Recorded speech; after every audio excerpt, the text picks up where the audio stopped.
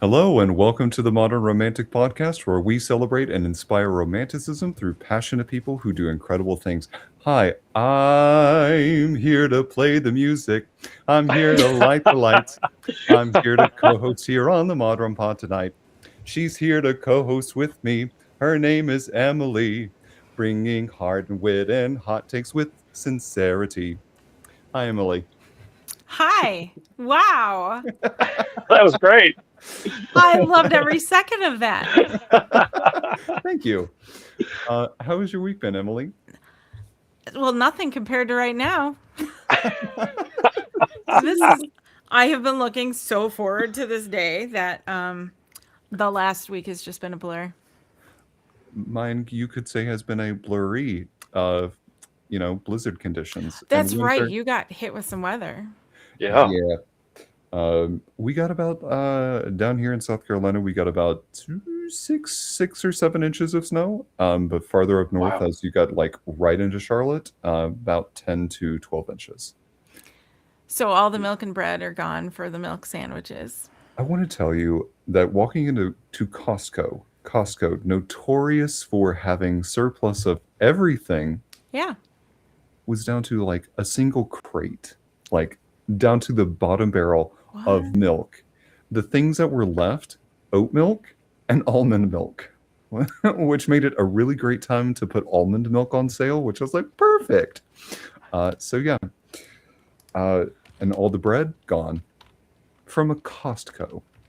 That's shocking. Welcome to South Kakalaki. Right. Yeah. There's that. Those snowpocalypse capital. And then it was We had it last year. We had that in South Alabama last year where things shut down for about a week because we just, like most places in the South, they just don't have that infrastructure for snow. And when snow turns to ice, and that's the bad part is, Yeah. you can have snowfall all you want, but it's when it sticks and it melts and turns to ice before it has a chance to melt all the way that you get the problems. yeah, that's kind of what we're about to run into. We've got a little warmer temperatures, and then we're going to go right back down to below Right. freezing. Yeah. Um, Stay off the roads. but that is the voice of our guest tonight. And Emily, would you do us the honor of please introducing our guest? I can't wait to do this. Yes, tonight we are joined by puppeteer and banjo player David Stevens. He's the founder Hi, of guys. Yeah, hello. Welcome to the show. He is real quick to finish. He's the founder of All Hands Productions and a nationally recognized performer known for his imaginative fairy tale storytelling. So, I am so glad that you're here today with us. Well, I'm so glad to be with you guys. Thanks for having me on. Thank you so much. Now, I read that you got started in puppetry from a very early age. And Oh, yeah. you described puppetry as like there's no real entry, there's no bar for it. You can kind of get started whenever. So, can you walk us through how you found puppetry? Sure. Well, I was an obsessed Muppet fan when I was a kid. The Muppets were my entry into puppetry in general. So I just gorged whatever I could watch of Jim Henson's work, The Muppet Show, Sesame Street. And I was born in the late 70s, which was kind of the heyday for the Muppet era, for the time that Jim was alive and still working. So I really got to get a lot of that good stuff, like the movies and the TV shows and all that stuff. And then it wasn't until I guess I was about a middle schooler when I started making my own puppets and having ideas for my own characters. And then when I was in high school, I started doing my own shows. And by the time I was in college, I was already performing for audiences with my own one-man puppet shows. I had a mentor who was a puppeteer in Richmond, Virginia, that I met when I was a teenager. And then he sort of fostered me and took me under his wing and kind of helped me learn the ins and outs of building puppets, as well as crafting shows and being a touring puppeteer. So I went to college and got my degree in theater for undergrad, and then I went and got my master's in puppet arts from the University of Connecticut, and then started All Hands Productions in 2001 when I got that degree. So, and then I was a full-time touring puppeteer really until after COVID, and COVID just sort of wiped the whole thing out. And now I do some, but not like I used to. What a cool degree. Yeah. Yeah, it was really great because they would take each of the different puppet styles, which is usually represented by the way that the method in which they're performed. So you had a whole class on traditional glove puppetry, on marionette string puppets, on shadow puppetry, rod puppetry, and then you learn to build puppets in the various styles and techniques and materials for each of those respective styles. So it was really great. So, like looking at the puppets behind you, and for our Mhm. listening only audience, Oh yeah. there's a lot of puppets behind him right now. So, what kind of style would you consider your puppets behind you? Oh well, these guys are what we call they're a Muppet style, but they're basically a moving mouth hand puppet, and that's where you have your hand inside the puppet's head, and your thumb basically accentuates the mouth. Sometimes you move your fingers up, but most of the time we think about how people talk, which is our jaw moves up and down, and not our top of our head flipping up. So we have to really isolate and concentrate that muscle memory to just using the thumb. So I'm demonstrating that now, which you can't see if you're only listening to this. But yeah, these are moving mouth style puppets, and they're two kinds. So if you think about Kermit the Frog, he's one of those, and he's a moving mouth hand and rod puppet because his head is operated by somebody's hand, and then the arms are controlled by rods underneath. Yeah. There's also a live hand style, which is like Cookie Monster or Fozzie Bear, where there's a performer operating the head and then another puppeteer operating the hands. So the hands are like gloves, so that they can pick things up and do all those sorts of gestures. So those are the two main kinds of Muppet style puppets. And that's what all these guys are behind me. Is that, I was going to point like I could somehow Sure. point on your screen. Is that, it looks like the from here down of Kermit. Is that Kermit? Where? The green one? This guy? Oh, this guy. Let's see. He's an alien. Oh, I just couldn't okay. tell. It looks Yeah, like you Kermit just from can't see the top of his the head. mouth But he is down. he's a hand and rod puppet. So we'll get to Oh, here. sure enough, it is. Oh. Wow. Okay. Yeah, look, I'm an alien, and what is this weird planet I'm on? It's the Ooh, modern is this a romantic podcast? It don't have is. those on my planet. Oh, This I is gotta kind of ask. weird. What's your name? I forget his name. Now that you asked me that, you put me on the spot. I don't know what his name is. You could just call me Bob. Oh, I love I it. don't know. So I used to teach puppet making at the John C. Campbell Folk School in Murphy, North Carolina, and Okay. he was one of the puppets that I built along with the students one year. So we would all build the same base style puppet, and then they would get to individualize their characters as the week went on. And so he was one of my class puppets that I made, which was the great part about the class is I got to make a puppet for fun, which I rarely get to do. But yeah. So yeah. So have Woo. you made the puppets that are behind you? Oh yeah, I made all these guys. So yeah, they're Oh, that's all awesome. designed and built by me. Yeah. So That's So really they're- cool. all kinds of people, puppets, and monsters, and animals, and all kinds of things. I'm so curious because I know with theater, like you take a script and you Mm. flesh out a character and you define what that character in your own Sure. interpretation sounds like.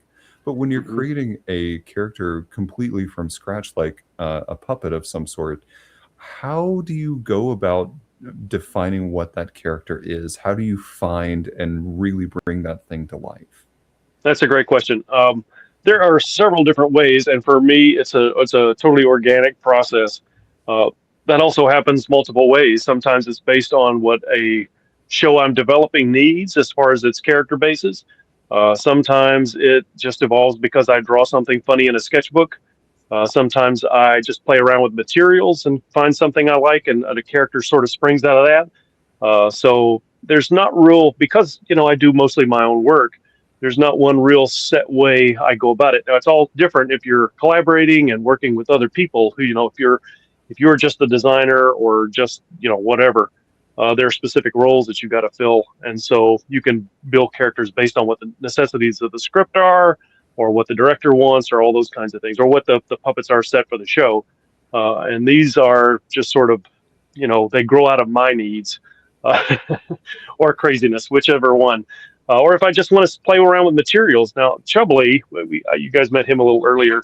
Chubbly was made as an experiment because I wanted to play around with this technique of texturizing the fur. Yeah. So this first started out pretty shaggy and straight, and then I boiled it to give it Oh. this real sort of Oh, yeah. crinkly, nappy texture. Of course, that was all done before he was put on the puppet. Yeah, he didn't boil me. Thank goodness. So I wasn't boiled. Don't worry. So, and I also wanted to play around with the shape of a football for his head. So his head is Yeah. patterned off just a football, and then this technique of the fur. Now, I really didn't have any notion that I was going to create a real character that I connected with. He was just supposed to be, just an experiment, like I said. Sure. But the character came out, and then the rest was history. That's right. So he's somebody that I take out now when I have to do interview shows like this.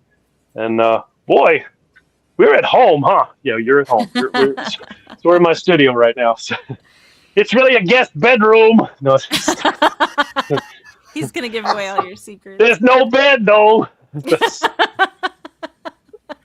So I anyway, love it. I love it so much. It feels it truly is a testament to your work with puppets, but like him coming out just felt so natural there, and even now, sure. even with him like looking around as we're going, it really starts to feel like he is an independent person. How do you make that magic happen? Oh, well, that's just a lot of practice for one thing, and then just being comfortable enough with the manipulation that I don't have to think about it. So I don't really know what he's going to do. Like none of this is scripted. Like I haven't sat down to write. Chubbly is going to look to his left. What are you doing? I'm acting like I'm writing something down. So I don't know what he's going to do, but it's just an ease with which doing this for so long that you just build up that muscle impulse reflex, that there's a real connectivity. And that's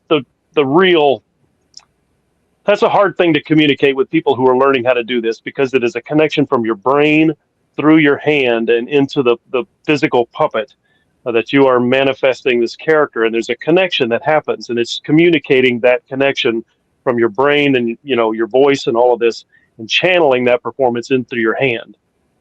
That sounds very complex. I love Well, that you can't it can be. I love that you can't see his mouth until you speak. Until I open it? Yeah. Oh my gosh, this is so awesome. So anyway, he was a fun little experiment. I'm going to put you down, okay? But okay, whatever. He doesn't mind. Do We'll you just put find him here. yourself like, I don't know if this is a good question or not, but do you find yourself in public, like in the grocery store or wherever you go, at the DMV line, wishing you had brought one with you? No. Okay.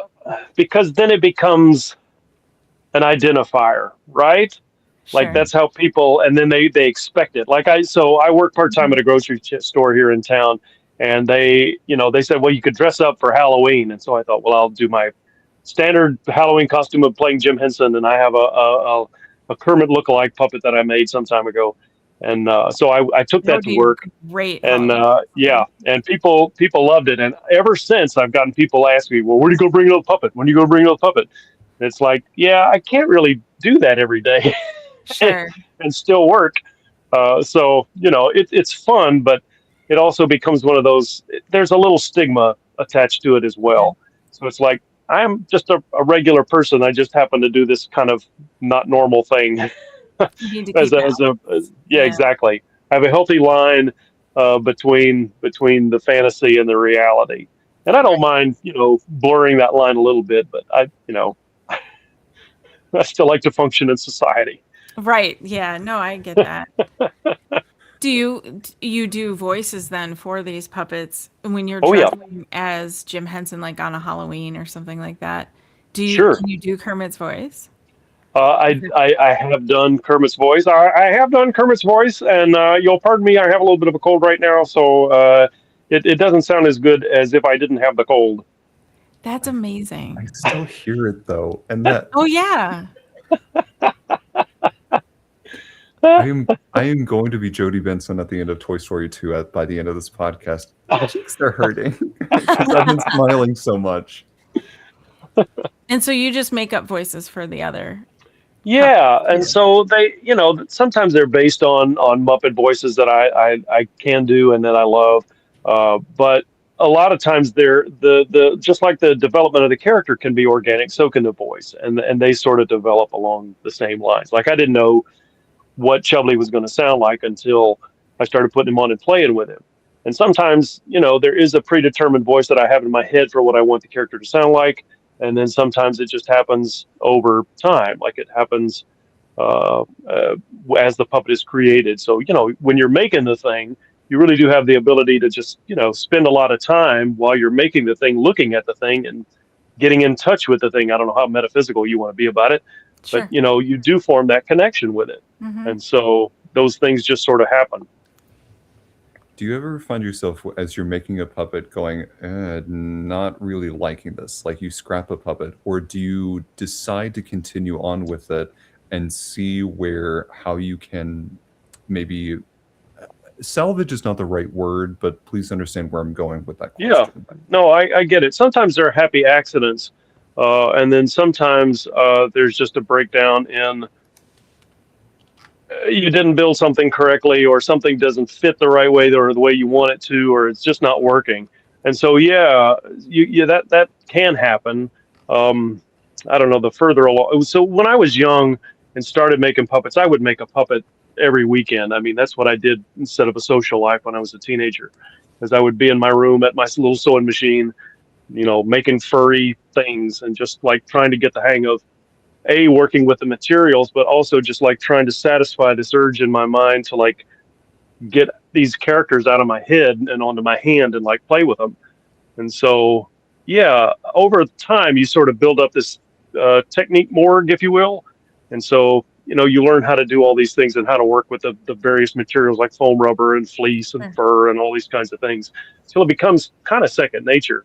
But there are plenty of times where,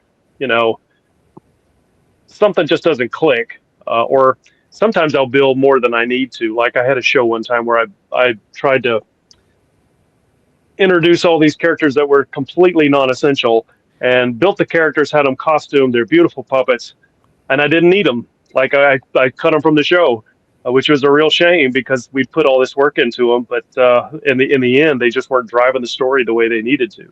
So they had to get cut, and I use them for other things now. But like one of them, she's up here. Hang on, I'll get her. I was going to say, I'm sure they appreciate that you'd still use them. I love the look on that it looks like a little frog. That's really cute. Well, if you didn't use me, I would have something to say about it. So, this is Gertrude Fussbringer, and she was one of the puppets that got cut. Yes, rather unceremoniously, I might add. So anyway, I still use her for some, like when I do commercials for my Etsy store or whatever, she'll show up sometimes. She's a great character. Like I love her, and I love her costume. And a friend of mine named Scotty Rowell, who's a great puppet builder and costumer in Atlanta, he made her duds. I made her stole though, so she has this great little. Very nice. Oh yeah. So anyway, yes. So that's an example of a character that was made with a specific intention, and then we didn't need her, and then she's found her way into other things. Sure. So everything gets used at some point, I guess. Well, Gertrude, you are delightful. Oh, thank you very much. Thank you for having me on your delightful show. Is this television? Well, it's a podcast. I don't know what that is. That's all right. You'll excuse me, I have a pressing engagement. That's all right. I love that. We've never had anyone on the show say that they didn't know what a podcast was. She's of another era. Yeah, and another species. She is delightful, as Trey said. I love it.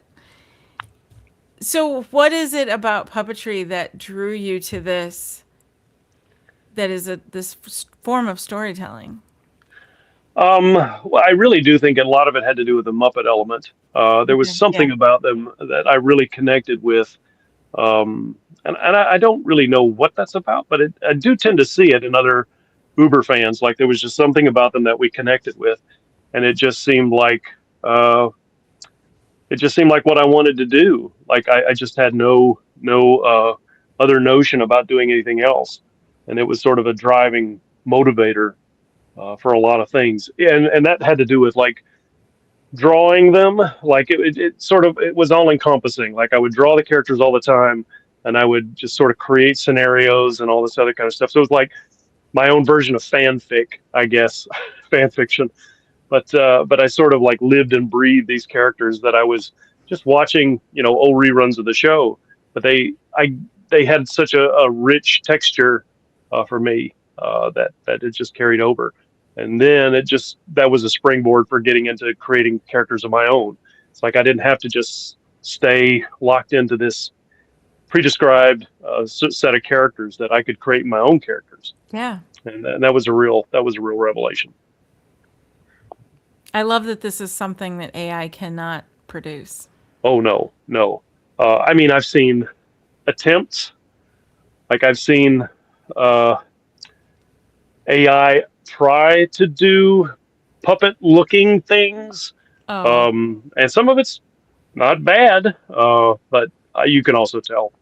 Like there's just something that the technology will never be able to replicate: the tactile qualities, yeah. and also just the presence of the thing. Right. It's just knowing that something is real in real space in real time, and that's a thing that's interacting with you. Because that's what sets it apart from animation. That's what sets it apart from a lot of different other forms. It's like this is here right now, and it's talking to you, and you're connecting with it, and that's you can't replicate that. So when it comes to your live shows, you have done a vast amount of shows before. I'm curious, do you have any favorites? And if you don't use the word favorite, do you have any shows that you are most fond of? Oh yeah, Billy Goat's Gruff and Other Stuff was a show I designed actually while I was a student at UConn, and then I toured it between my second and third semester, and then it became one of my signature touring shows after that. And it won an Unama Citation of Excellence, which is a puppetry. Unama is one of the world's oldest theater organizations, and Unama USA was the USA chapter that Jim Henson founded in the 80s. And he really wanted to spotlight significant works of puppet theater. And so he created these citations of excellence, which are awarded to performances, to shows, not necessarily performers. So it doesn't really go to an individual, but it gets assigned to a show. And when a particular performance or production gets 3 nominations from this anonymous panel of judges, it automatically gets a citation.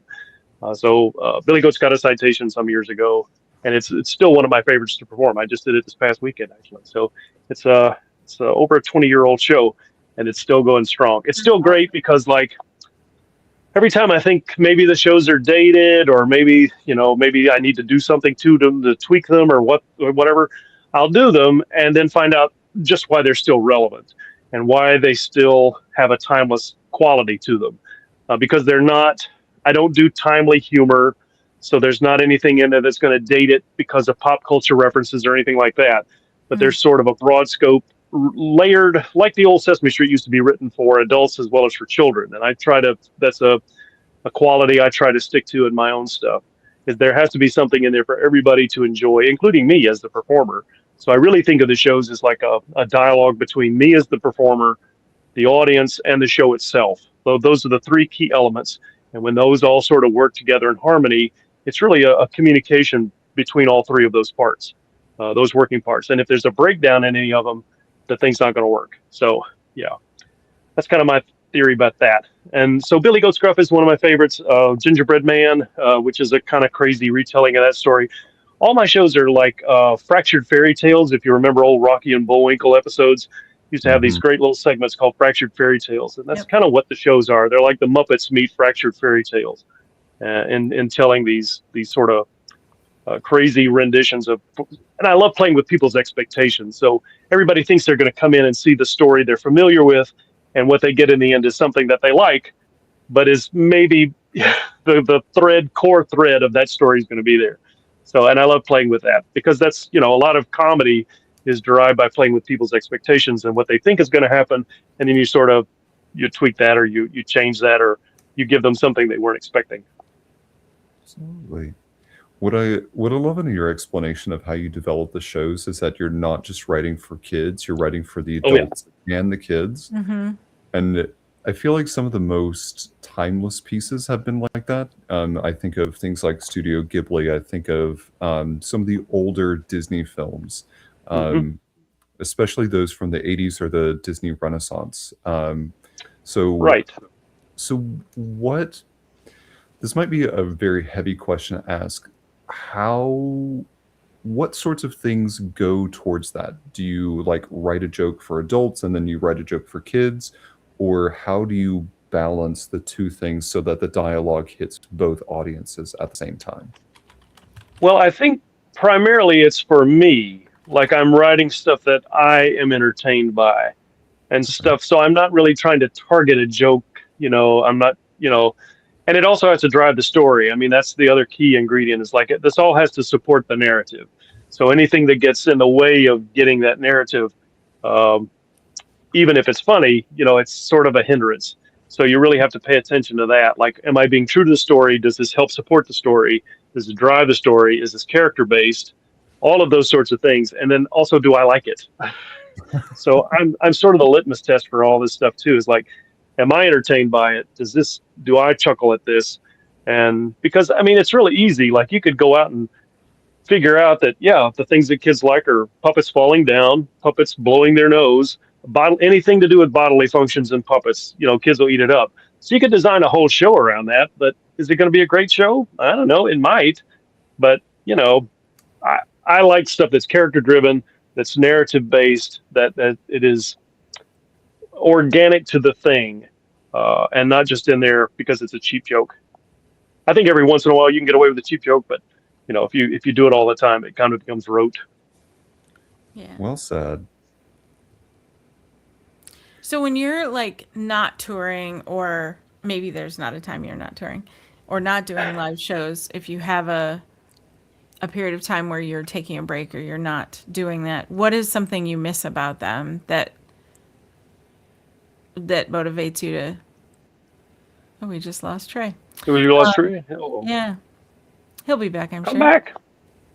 There he is. Oh, and he's gone. I don't know what's happening. Sorry.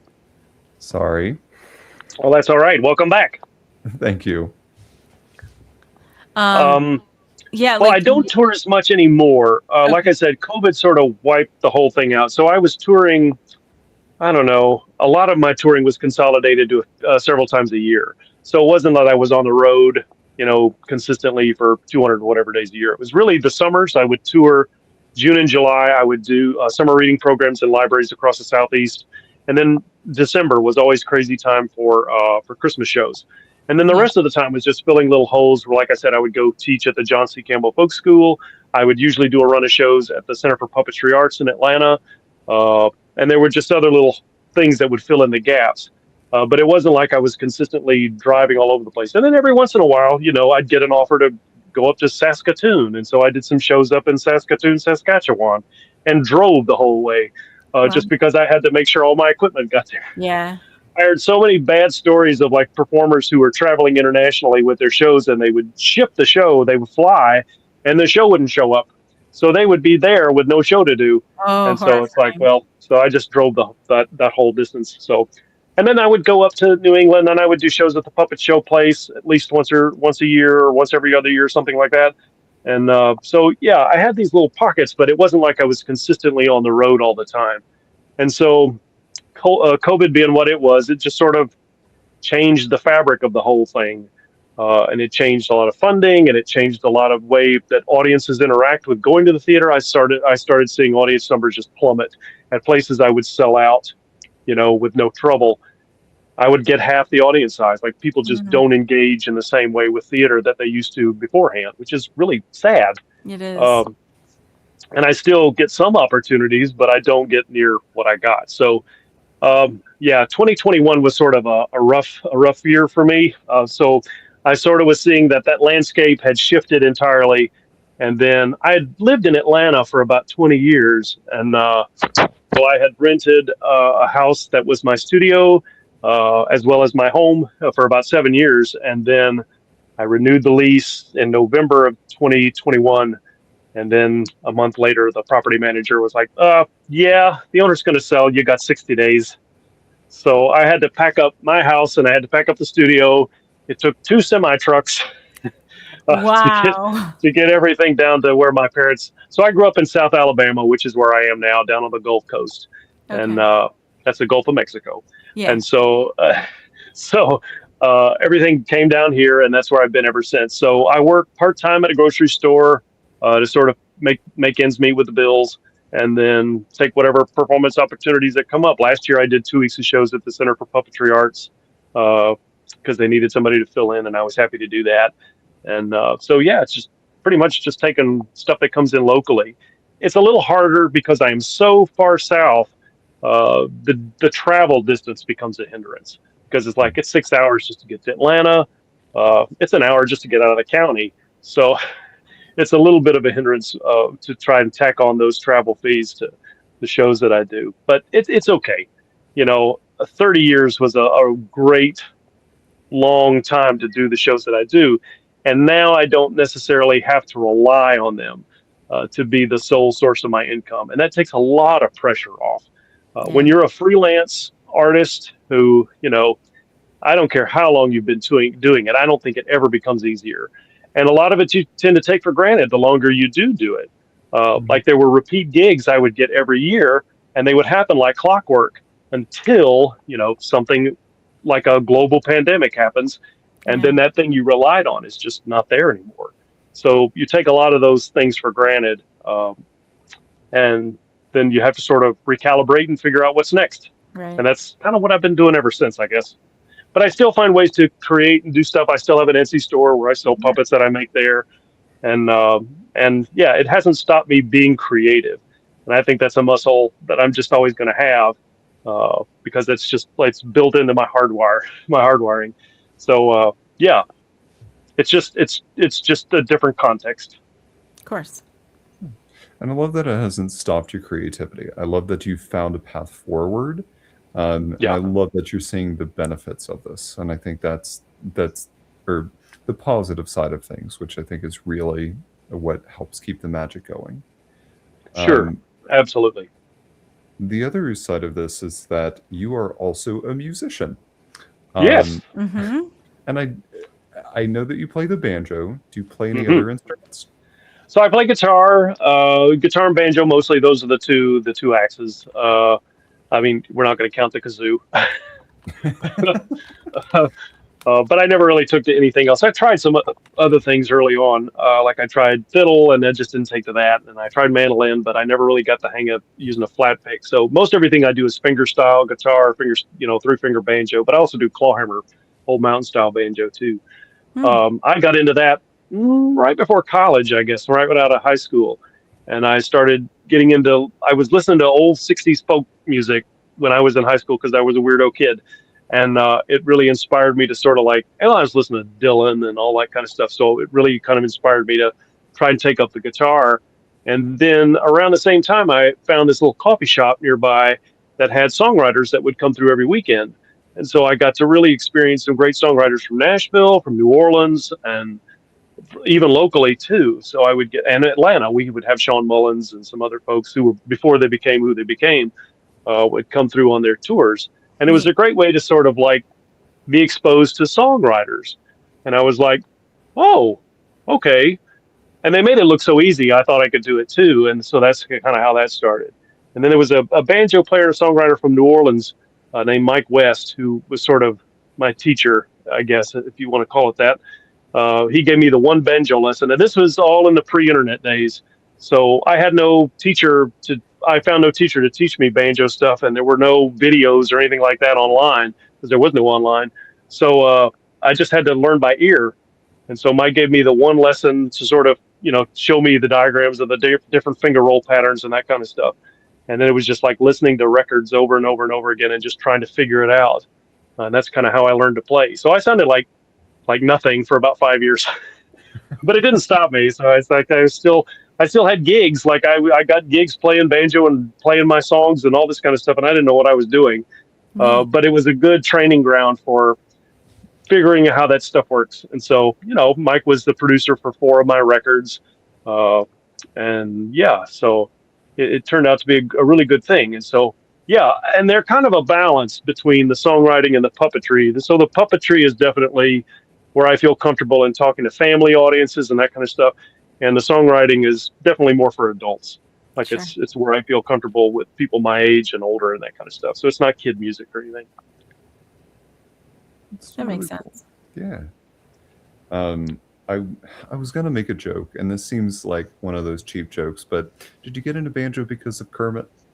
No, and a lot of people have asked me that, and it did not occur to me until much later just how prevalent the banjo is in Muppet arrangements. So I sort of had to go back and like, oh, well, that's where it is all the time. And then one of my favorite records as a kid, and one of my favorite attractions at Disney was the Country Bear Jamboree. Oh, I sure. loved that Yes. thing. It made me sick when they changed it. But so I played that record to death, and I didn't even put those pieces together. That was an integral influencer in my early years. Was that record and the Muppet influence and all that stuff. So I didn't make the connection until later. But so it was not that. I want to go out and learn to play Rainbow Connection, and that's why I'm going to take up the banjo. So that wasn't it at all. It's so cool. What are some of the songs that you love to play the most? Oh gosh, whatever the most recent ones are. Yeah. But then I do it like so. Recently, I've started playing this little shop in town on Tuesday nights with an old friend of mine who I used to be in a band with. We had a band called Fat Man Squeeze, which was a bar bluegrass band. We do a lot of covers, but we would do a lot of rock covers done bluegrass style, and we would tour into Mississippi and Alabama. Well, that was years ago, and he owns a guitar shop in town, and so we have this little duo gig that we do, and we do a lot of original material because he's a great songwriter too. And so I'm pulling out a lot of old stuff that I haven't really looked at in a long time. And it's great to sort of get in touch with those older songs again and sort of reconfigure them and, maybe change them up a little bit. But I've had a good time getting back into my older catalog and having that opportunity to be able to do those deep dives into stuff. So I'm finding that I'm a fan of my early stuff, which is kind of weird. I, And incidentally, you can download or whatever. Like my stuff's on all the streaming platforms. So whatever your streaming platform of choice is, like you can generally find my stuff there if you look up David Stevens. And you know the records are Far Cry and Played by the Rules, Family Album, Postcards from Sadness, and I think my favorite of those by that bunch is A Year and Some Change. And that all the songs on that record were written while I lived in New York. Hmm. I lived there for about a year and a half when I had aspirations to be a Sesame Street puppeteer. And so I moved to New York with very little money and two suitcases and a banjo and a dream. As And all good it ended up stories start. it ended up working out. But I ended up working on one season of Sesame Street in 2008 as a utility puppeteer. So I did background characters and stuff. That's cool. And it was great. But I also got to play a ton of music because there was a great thriving bluegrass community in New York City and Brooklyn too. And so I got to play with a lot of those guys and ended up being in like several bands too. So I was gigging as a musician while I was also working as a puppeteer, which was great. I loved all that. I wouldn't expect there to be a bluegrass scene in New York City of all places. Oh yeah. Well, if you think about it, so the folk boom of the '60s and the '50s and the '60s happened, and Washington Square in New York City was a real hub for that folk boom. And so you had a lot of guys who were carryovers from that era, the '50s and '60s, who were still around and still playing. But then you also had younger generations of guys who were coming up and just fans of the music. And it was a real scene and continues to be a real scene. I have friends that that were there then who are still there now, who are the hosts of some of these weekly jams, and it's great. Like it's a real thriving community. It sounds like you were living some kind of cool dream that someone would make a movie out of. You get to Oh go to New yeah, York with two suitcases and a banjo, and then you get to be on your season or your season of Sesame Street, and then you're gigging at the same time with these like folk music legend people in New York City which is already has its own energy. I feel like that's Right. kind of a You know what? cool thing to have lived. I appreciate it more now, Oh, but I sure. definitely felt I think one thing that's different about living in New York than visiting New York is feeling the hustle. And like when you live there, you feel that hustle and you feel the compulsion to keep moving. Like if you there's this sensation I had that if I felt like I stood still, it would just all pass by. And so there was this constant kinetic energy that was just going around because it's New York and it's going to happen Mhm. anyway. Like it's just happening all around you. And there's it was hard to relax. I will say that. Like it was hard to sort of just take a breath and take a beat and just, you know, sense my surroundings, if you will. I Sure. remember I would feel guilty on some days I wasn't working. Like if I didn't accomplish one thing in a day, I felt like I'd wasted the day. And that even if it was as small as going to the post office. So so it was just hard to sort of to relax and to be lazy, if you will. That So makes and where I live on the this is a water based culture down on the Gulf Coast, just like New York is a water based culture, but it's completely different. Like Mhm. here, everything is like 5 minutes can seem like 5 hours down here, and up there, 5 minutes is 5 seconds. So it's a drastically different life rhythm that you have to sort of recalibrate to. Yeah, and I did a cattle call audition for Sesame before I moved, and it was about 2 months after that cattle call. I was well midweek into that cattle call is when my gut started screaming, "You need to move to New York," and they were telling us all there are no jobs. Do not move here. We are not encouraging any of you to do anything stupid. So don't come here looking for a job. And my gut wouldn't shut up. And I talked to every single person I could think of to talk me out of it because I really wanted to. I wanted to reality check Yeah. before I did something dumb. And every single one of them said, "You got to go, get out of here." And they knew the timing was right and that I needed to make that jump. And so I did. I think the only hard sells were my parents.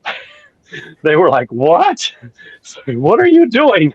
You're just established in Atlanta, and now you want to do this crazy thing?" Um, and again, in retrospect, it makes sense, and it did make sense. But also, by the time just like New York told me it was time to go up there, it also let me know when it was time to go home. So it was also one of those things where it's like I'd worked the season on Sesame. I didn't know if I was going to get more work or as much work or less work because I was a contract player. And Sure. it's like I did not like New York enough to live there and work a crummy job I didn't like just to be around for the potential of an opportunity. And the Muppet world, like Sesame and the Muppets and all those guys, it's a very, very small group of guys who make up the main company of performers who get called on Sure. regularly. And spaces in that little group just don't open up all that frequently. Usually somebody has to die or whatever, and then the characters get passed on. But it really doesn't allow a whole lot of room for getting in there and being able to stay and stick around and work consistently.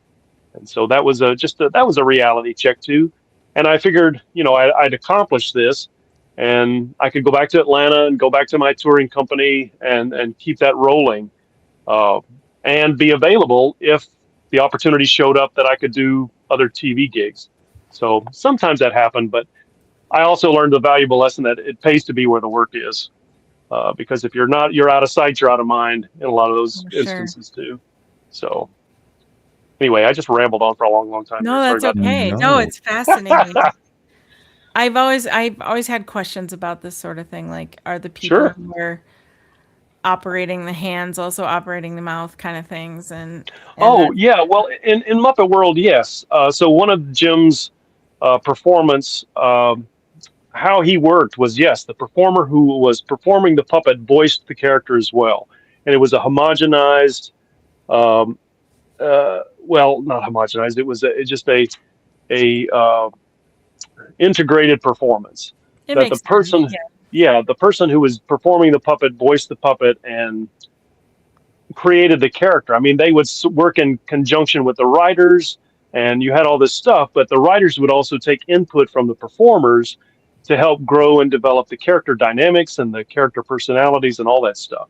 So sometimes you would, like on the Muppet Show, you'd have this one-off character that would come in, and the next thing you know, you've got this character that the writers have latched onto or the performers have, and it becomes a stable character.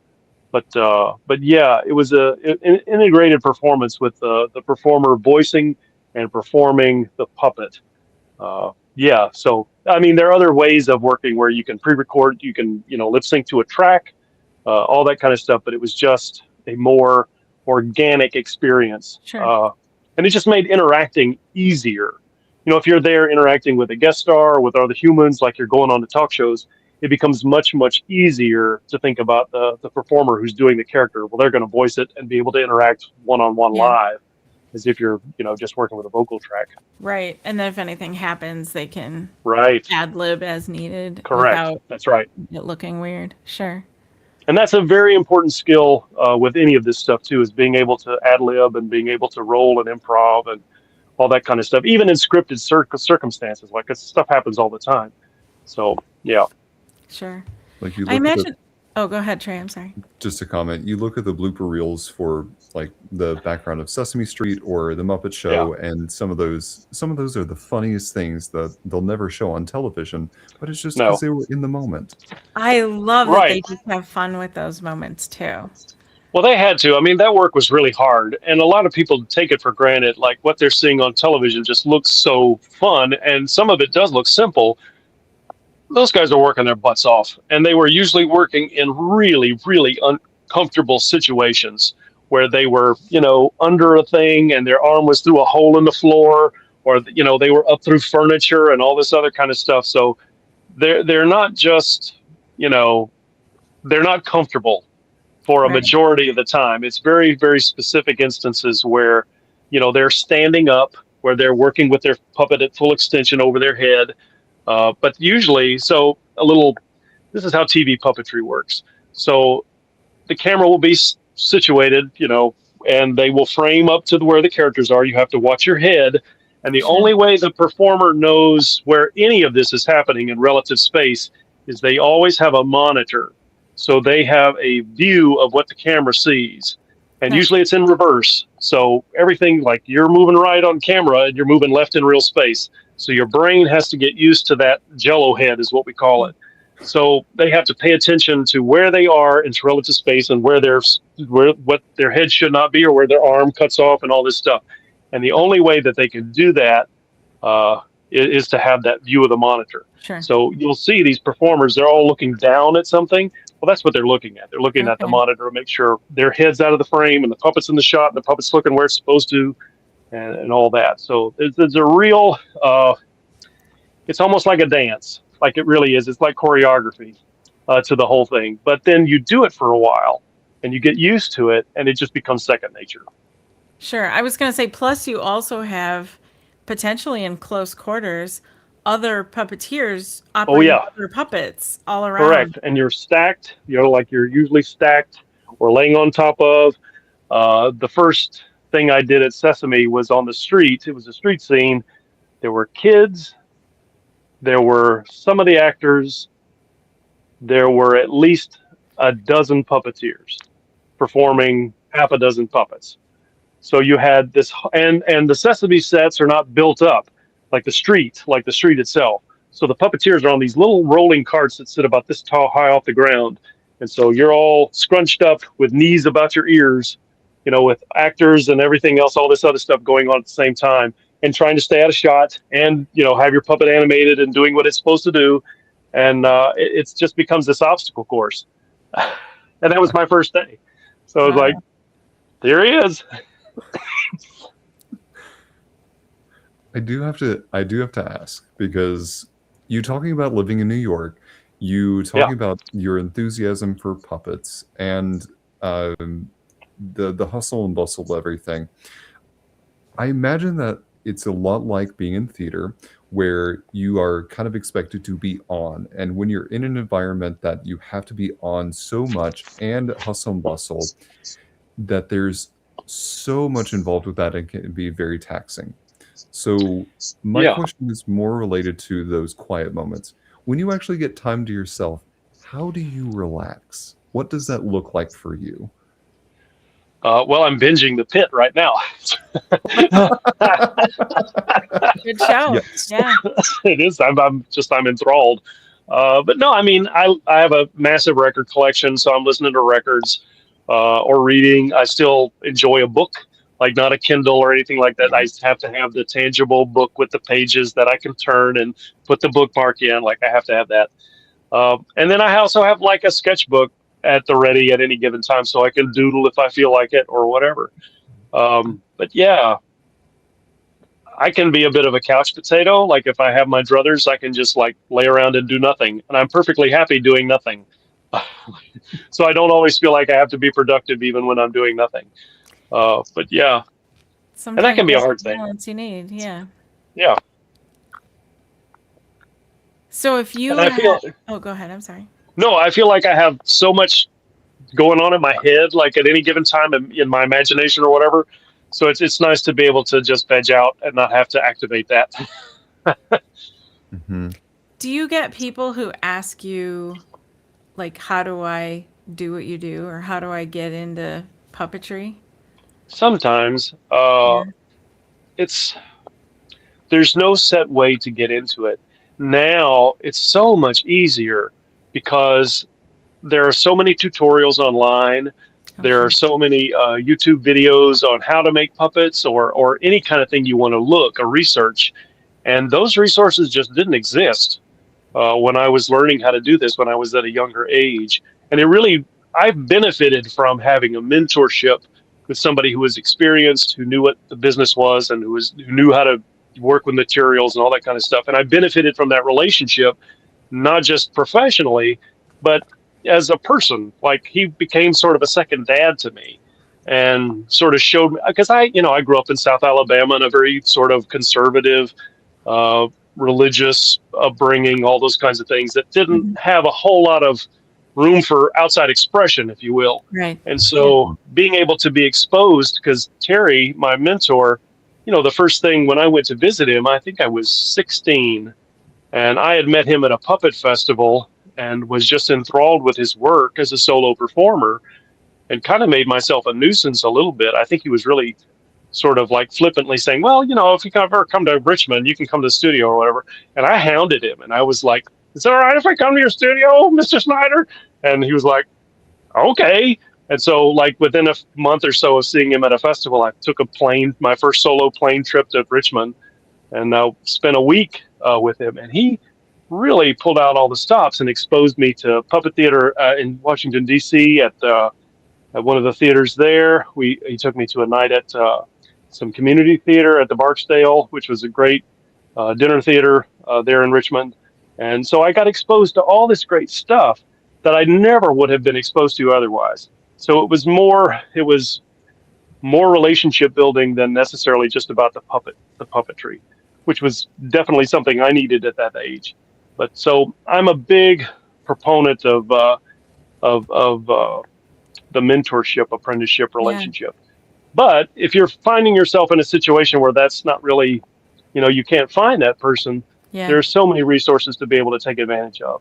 And some people just like being builders, some people just like being performers. And there's all manner of ways to get into this, and you don't have to do all of it. And I kind of had the desire to do all of it because I liked the visual aspect of it.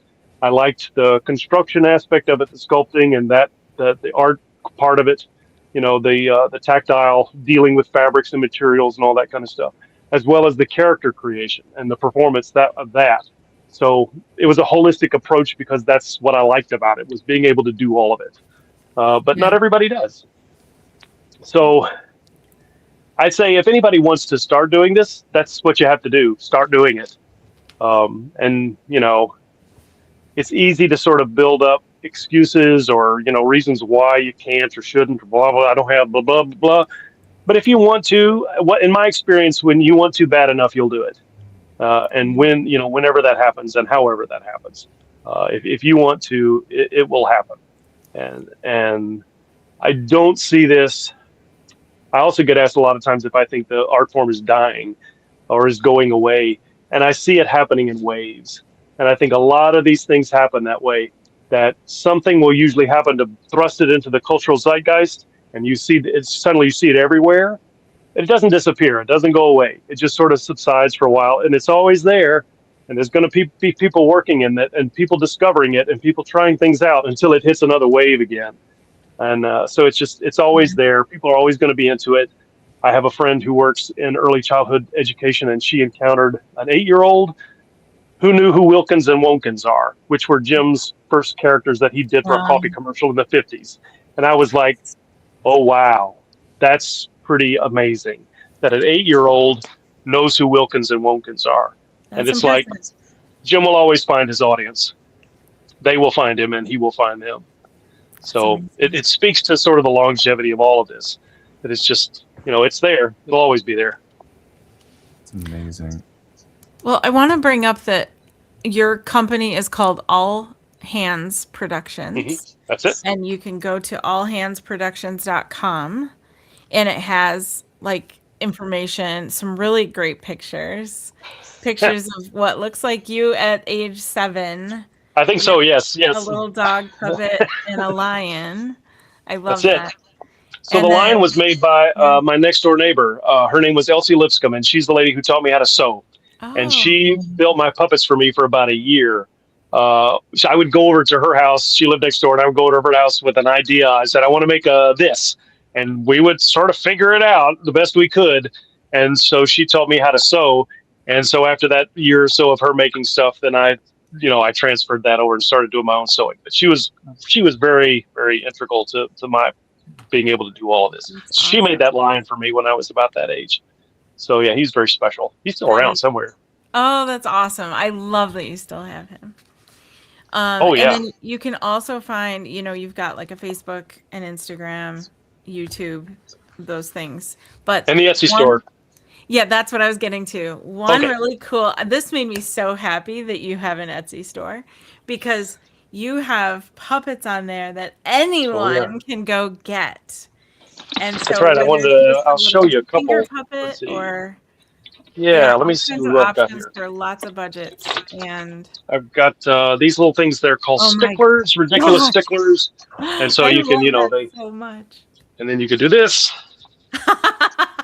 and then it's just sort of like I love Yeah. that. It's so simple. These I love are- it so much. these are the Fazinger puppets, the Oh, fuzzy cute. finger puppets I call Fazingers.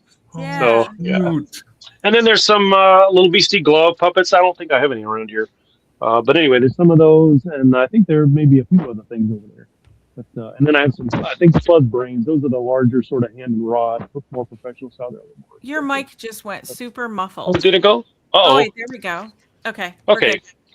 So So- yeah, I think the fuzz brains are the more professional grade puppets that are on there. I think I still have 2 that are up there. They're a little in the pricier range, but those guys, like I think the Fazingers are about $12, and Yeah. so everything's pretty affordable. What's a flat-footed frizzle? Oh, do I have Because I see one? those up there. Yeah, hang on. That's the one I was actually looking at buying myself. Oh yeah. Here. Come here, guy. I just happen to have one hanging around. So this is a flat-footed frizzle, and he looks like this. Oh my And gosh. that's I the love flat-footed that. frizzle dance. That seems yeah. like that seems like an appropriate. Oh yeah, flat-footed I'm a flat-footed Yeah. frizzle. There's so many options on this Etsy page. I'm so glad, and even magnets that are like little. Oh yeah, Go look. refrigerator magnets. Yeah, So, and that is also under All Hands Productions on Etsy. I made these things for Christmas. I think you can order them now. You don't have to have them for Christmas. They were tin sillies. They were made out of tinsel and with eyes on them, and you can hang them on your Christmas tree. So I would sell these in sets of 5 or 7 with different colors. So these were yeah. Those The are madness doesn't just stop with puppets. Excuse me. Yeah, I love it. It's amazing. Oh, I see the fuzz brains on there. They have amazing eyes. Right. Do you I like think they're collect ping pong balls? yeah. So the material, so the eyes on those, I think they were plug sockets or socket plugs.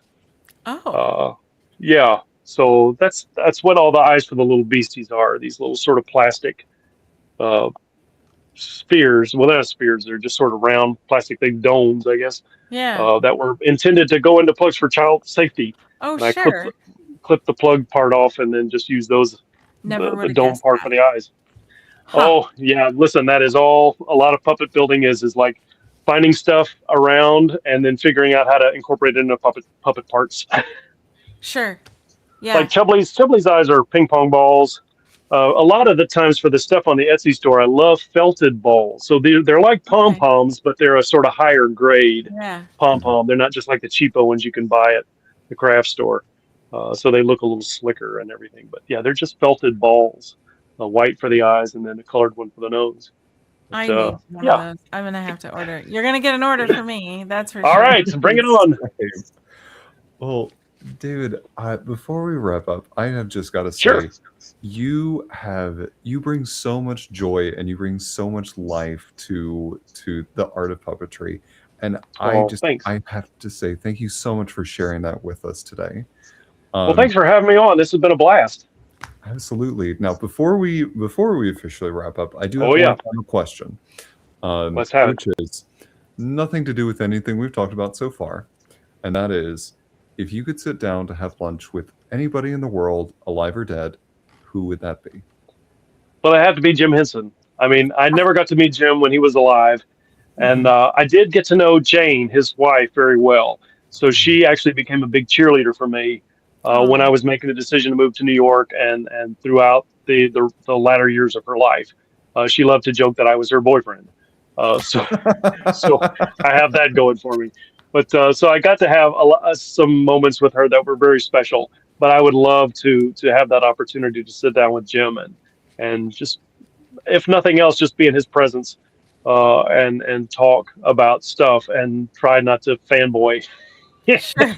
But yeah, so Jim is, and if I had to choose a living one, it would probably be Frank Oz because Frank is still around. He's still alive. So those would be my two biggies. Yeah. Well, Frank, if you're listening, that would, first of all, that would be awesome. But second of all, if you are, David is available for lunch. Oh yeah, I'm available for lunch. What dinner, martinis, whatever you want, Frank. Anything. Yeah. Seriously though, please go support David in any way that you can. If you get the opportunity to see one of his live shows, please go support him. Go check out his Etsy page. It is All Hands Productions, and really anywhere he is available online, please go support him in any way that you can. We here at the Moderon Podcast want to thank you for listening in today. We also want to thank all of our incredible guests for joining us. We were not expecting to have Chubley. We were not expecting to have the Madam with us earlier. Oh, you didn't know I was coming? No. I didn't know you were coming at all. I didn't either. We're so You happy. didn't tell me. Yeah, we're so happy you joined us. Well, I am too. This is a lot of fun. It's so much fun. Maybe we do it again without the human. We don't need him. Actually, a live script reading like that would be amazing. Incredible. We'll talk to you about that later. Okay, we'll set it up. You call my agent. Okay, yeah. Well, yes. Do I have an agent? Our people will call your people. Okay, that sounds good. From us here at the Moderon Podcast, thank you so much for tuning in and listening today. You can support us by listening to us wherever you get your podcasts. We're also on Patreon. You are not required to support us on Patreon, but we would love if you did, and you have the ability to search for us under the Mod Rom. Sorry, losing my voice right now. Sorry, I shouldn't laugh. I'm sorry, okay? I'm losing my voice. Oh no! A terrible thing. Again, thanks so much for tuning in. Have a great night, everybody. Be well. Bye-bye. Bye.